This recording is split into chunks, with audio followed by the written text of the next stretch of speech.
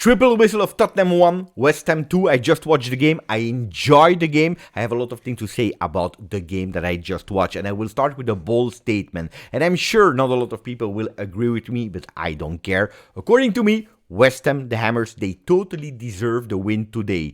Yes, I know about the stats. Yes, I watched the game. Yes, I saw Tottenham that was playing with a super high average block. I saw them creating chances. I saw everything that you want to. I saw the first half. But that's also why I'm saying that West Ham deserve. Because if Tottenham is not able to go back to the locker room with more than one goal difference, we have a problem.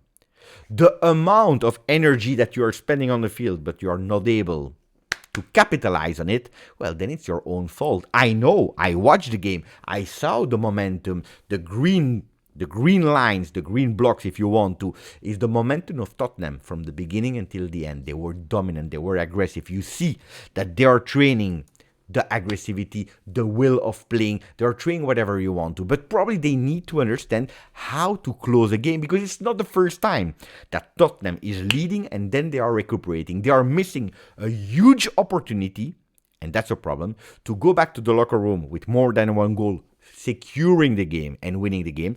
They missed the opportunity to enter the top 4, equalizing Manchester City at 30 points, which would have meant that temporarily you are in top 4, you are in glory, you are in dream, because next year you are participating to Champions League, which at the moment being 5th at -3. That's a big problem. -3 from City, already -9 from Arsenal.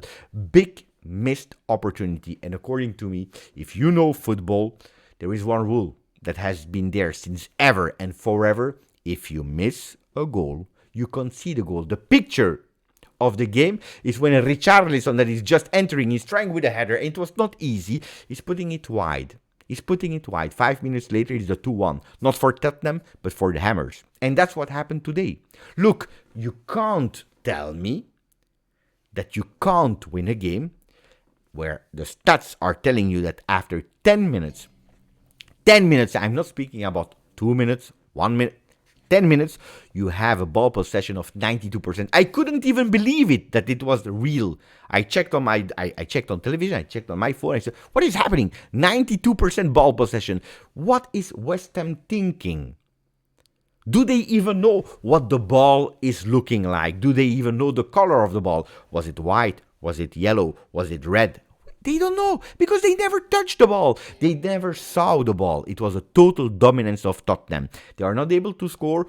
How do they score at the 11th minute? From a corner kick. A corner kick that is counting. Don't forget about that. A goal is a goal that is coming from a penalty, from a known goal. I don't care. A goal is a goal. And they are able to do it with who? With the man that they were missing since 3 games because he was suspended, Christian Romero. Defender is back. They are scoring. And that's the moment where you're saying, okay, 92% domination. We finally score a goal. Romero is back, our defender. Everything is beautiful. Everything is set to have a really cozy night, but that's not without forgetting the fact that everything can happen in football. And what happened at the 15th minute? We have a change of destiny, probably. Maybe I'm joking, but that's actually what happened in the game. At a certain moment, at the 15th minute, you have Kudus that is breaking, destroying his shoe. I have absolutely no idea how he's doing, and he's changing his shoe. Changing the shoe, but also probably the destiny of the game. The destiny not of Udogie, but the destiny of the game. Destiny Udogie, by the way, he's the one that is at big fault for the win of today of West Ham. Big fault, but we will come back on that. There is one thing that I really appreciated, was how Kulusevski on the right side of the field was really creating chance on chance on chance. The problem with Kulusevski is that he's not able to really take his chance. Looks like he doesn't care about going and trying to shoot. He has a really beautiful left one. He's never using it. He's going with dribbles, like at the 29th minute when he's doing that stop and go. The other defenders from West Ham, they are sliding away. Fantastic, beautiful image. I hope the replays will take it, because it was fantastically well. But then he's not going on target. He's not going on target. And until the 30th minute, I can tell you, shoes or no shoes, it was only Kudus up front. A player that I really appreciate already when he was playing at Ajax. Also at the World Cup. A player that I was really monitoring. A player that I really like. Well, it was him against Tottenham. Him alone, eh? And you saw that Tottenham was a bit scared about Kudus because they were really monitoring, they were really not leaving him alone. Special decision also from the coach of West Ham to play him today as a number 9 because that's what they did in the beginning of the game. He spent so many energies, 50 minutes of top class Kudus. Really, seriously. Then he left a bit of energy. He had no more. So he changed a bit also in position of the field. But I can tell you, Kudus is really a fantastic, beautiful player. But let's go back to the game. Because you see a Tottenham that in first half, they play, they dare, they train aggressivity. That's a bit the image of that coach, and that's beautiful. Unfortunately, they are not able to keep it, the momentum. They are not able to capitalize, and that's creating problem. And it's already a season long that we are saying it. Tottenham that had a turbo fantastic start, looks like the world is collapsing around them. And where do you see that? You see it at a certain moment. You have already that alarm sign. At the end of the first half, at the 44th minute, when you have a huge miss from Paket. Paket that was actually really, really, really poor today. Didn't appreciate this game. He's going with a fantastic, again, attempt from Kudus that is that time on the right side with a beautiful cross. Physically, he won his duel there. Kudus is giving it to Paket, and Paket, I don't know what he do. Shot instead of going with a header. What is he trying? What is he even thinking about, Paket? If you have the number 10 of the Hammers, you have to go and you have to shot, you have to score. He's missing it, but that's already the alarm sign. And they should have known when they go to the locker room at 1-0, the coach should have said to the guys, oh, pay attention, it's only 1-0. They already showed us that they can go to the score, even if it's only one time, but they can go to the goal and they can try. And next time, it will be goal.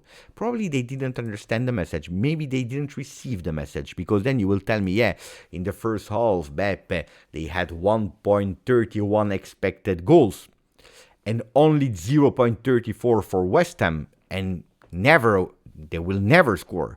But in second half, you have again 45 minutes. And for some teams, they are able to reset totally, to change and look at the numbers.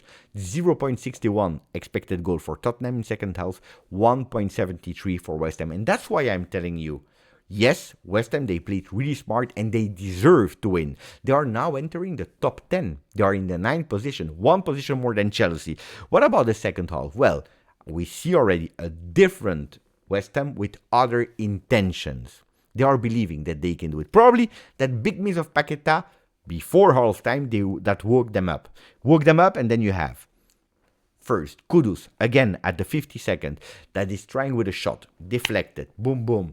And then you go with Bowen that even doesn't know that ball is there. He's not sure, am I offside, am I not offside, where is that ball coming from, why is it coming to me? But he's knowing one thing, that he's playing away from home. And what is happening with Bowen is playing away from home since the beginning of the season. 7 games away, 7 goals for Bowen. Fantastic. 9th goal of the season in Premier League. If I'm not wrong, 10 in total because he scored in Europe. He's in a fantastic moment. But also there, at that moment, it's a 75% possession for Tottenham at that moment. Even there, with possession, they are equalizing 1-1. And there you say, they have luck. Tottenham, they will go, they will attack, and they will find a way to the goal. We are all believing that, and that's what they are doing. They are attacking, they are going, but they are not scoring.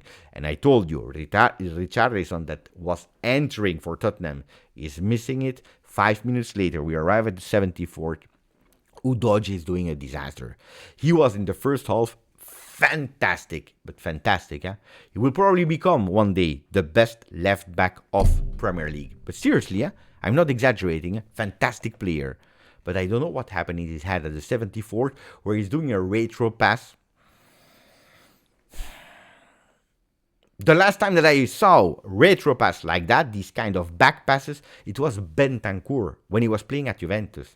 Bentancur did these kind of crazy back passes at a certain moment. He's injured. He's not playing with Tottenham, but probably, I don't know, he saw it in training session, Udogie from Bentancur. I don't know what happened there. It's a total disaster. Disaster is giving it Vicario. He's not it's a back pass. He can't take it with the hands. But he said, you know what?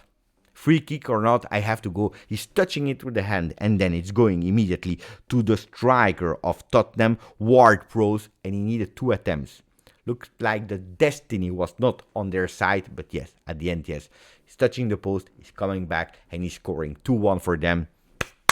Tottenham, they can attack how much they want. West Ham was convinced that they would never score again. It was over. It was over. It was over. On the other side, you had the other game. Everton against Newcastle. I didn't watch the game because it was 0-0, 0-0, 0-0, 0-0, 0. In the end of the game, 3 goals for Everton. Newcastle losing today also for them.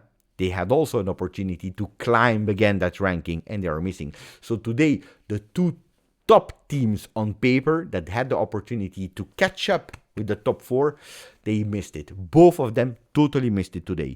That was my analyze post-game of Tottenham West Ham. It's the first one that we are doing here on the channel.